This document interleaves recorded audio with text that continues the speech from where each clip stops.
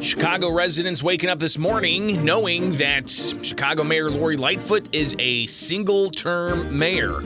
She did not make the cut in yesterday's primary of 9 different candidates, including Lightfoot and the other top 2 vote getters, Paul Vallis and Brandon Johnson. Good morning, Springfield's Morning News. I'm Greg Bishop on 92.7 WMAY, Springfield's News and Talk.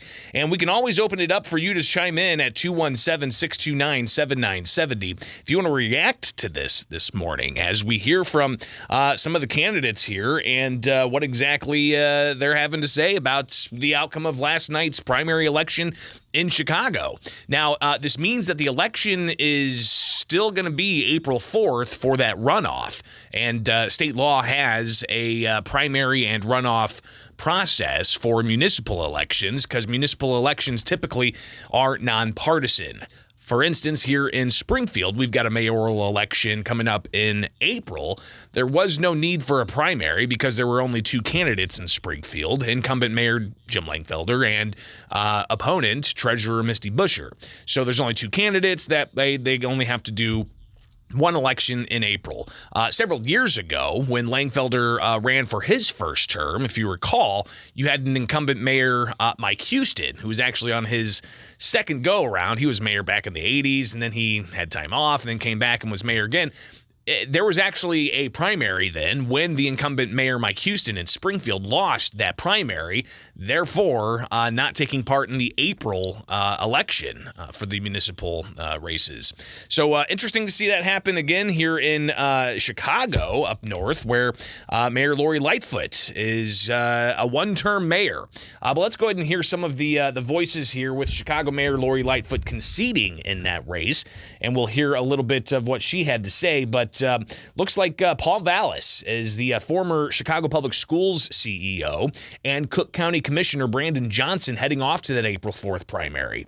Now, no candidate received more than 50% of the votes, so that primary leading to the runoff between Vallis and Johnson. So Vallis, he spoke about his leading here, and he provided some comments on election night as to how he feels moving forward when it comes to the April election. I've had success because I've always had the good sense to listen to the community, to empower the community, and draw my leadership from the community. Now, he addressed his supporters after earning the top spot in that runoff versus Johnson, finishing with 20% of the votes. Again, more from Paul Vallis last night. Public safety is the fundamental right of every American. It is a civil right, and it is the principal responsibility of government. And we will have a safe Chicago. So a lot of the issues dealt with, of course, crime, education, the COVID mandate stuff that Mayor Lori Lightfoot imposed, all of these things just compounding on each other and leading to her not placing in the top 2 for that runoff, essentially becoming a single-term mayor. So here's a little bit of what Lori Lightfoot had to say last night in conceding the race and recognizing she's going to be a single-term mayor. Here's Mayor Lori Lightfoot last night. Let me just do this. So thank you and thank everyone so much. I feel a lot of love in this room as I've felt every step of the way on this journey. I've called Brandon Johnson and Paul Vallis to congratulate them on their victories in advancing to the runoffs.